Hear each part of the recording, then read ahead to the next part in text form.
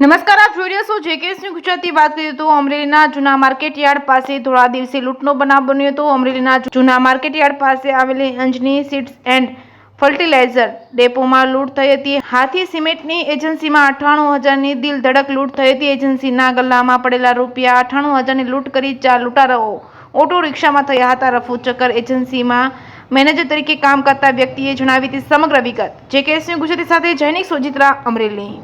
શું નામ છે તમારું? મારું નામ વલ્લભભાઈ પરવાડિયા અને હું માર્કેટિંગ યાર્ડ સામે અંજની સીડ્સ એન્ડ ફર્ટિલાઇઝર ડેપોની દુકાનમાં નોકરી કરું છું. સિમેન્ટની દુકાન છે અને એ દરમિયાનમાં હું જમતો જમીન ઊભો છે એટલે 2 ઘરાક આવ્યા સિમેન્ટ માટે.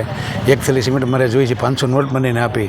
મેં ગલ્લો ખોલ્યો અને ખોલ્યો એટલે ભાઈએ જોયું કે પૈસા આમાં છે એવું લાગ્યું ને એટલે હું એને સિમેન્ટ બતાવવા ગયો તે પૈસા લઈને ભાગી ગયા પાછળથી. કેટલા જણા હતા? 2 જણા. કેમાં ભાગી ગયા? એ રિક્ષામાં. પૈસા કેટલા લઈ? 98,000. પોલીસ ફરિયાદ કરી? પોલીસ ફરિયાદ કરી અને કાર્યવાહી ચાલુ છે.